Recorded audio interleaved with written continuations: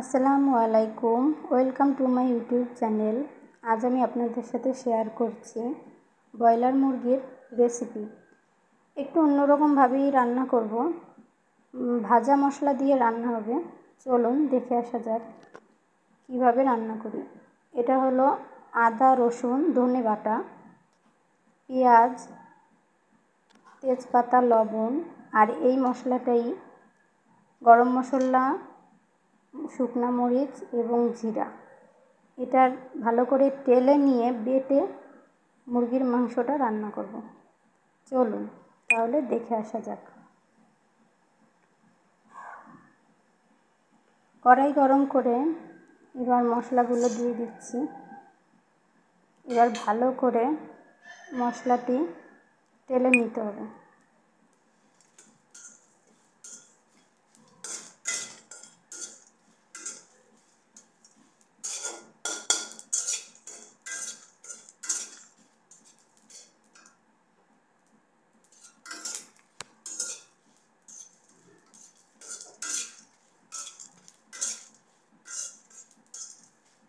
মশলাটি টালা হয়ে গেলে বেটে নিতে হবে।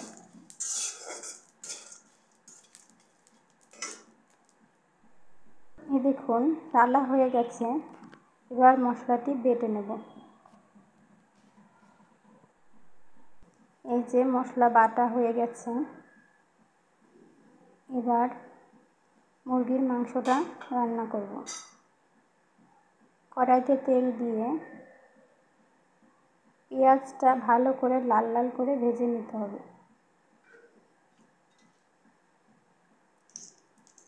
তেজপাতা,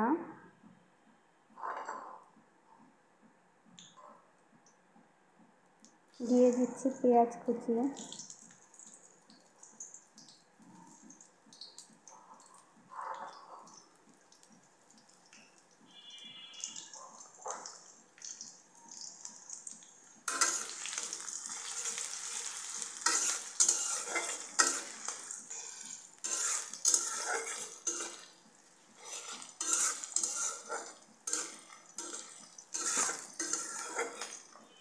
পেঁয়াজটা লাল হওয়া পর্যন্ত ভেজে নিতে হবে।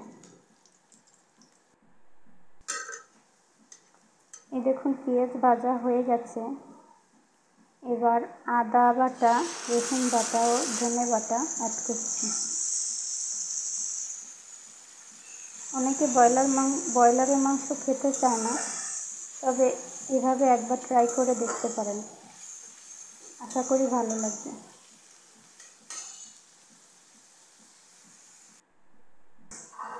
ভালো করে মশলাটি কষিয়ে নিতে হবে।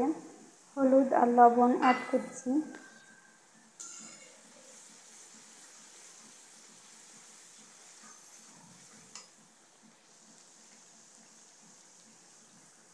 এবার মশলা বাটাটা, তেলে নেওয়া বেটে রাখা মশলাটা অ্যাড করছি।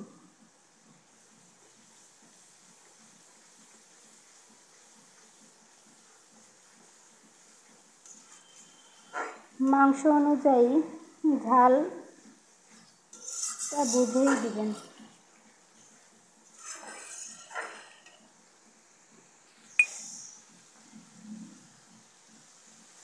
একটু পানি অ্যাড করছি, করে আবার ভালো করে কষিয়ে নেব।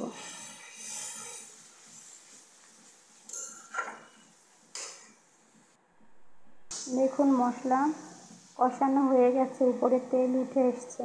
এবার মুরগির মাংসটি অ্যাড করব।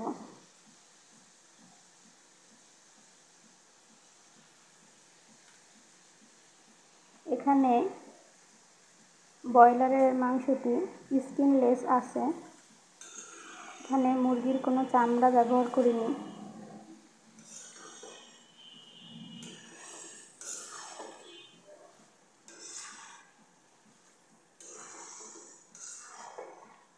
এবার ভালো করে মাংসটা কষিয়ে নেব।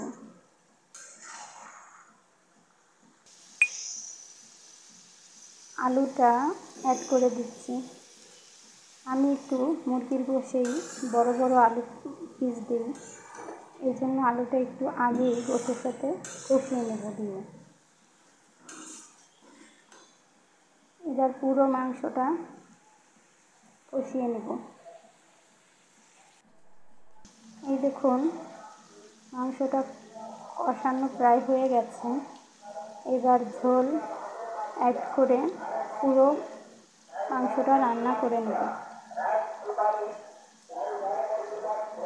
মাংসটা খুব বেশি ঝোল হবে না, তাহলে টেস্ট হবে।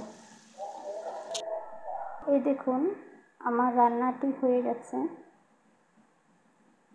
অবশ্যই আপনারা বাড়িতে একবার ট্রাই করবেন। যারা ব্রয়লার মুরগি খান না তাদেরও ভালো লাগবে। আসসালামু আলাইকুম।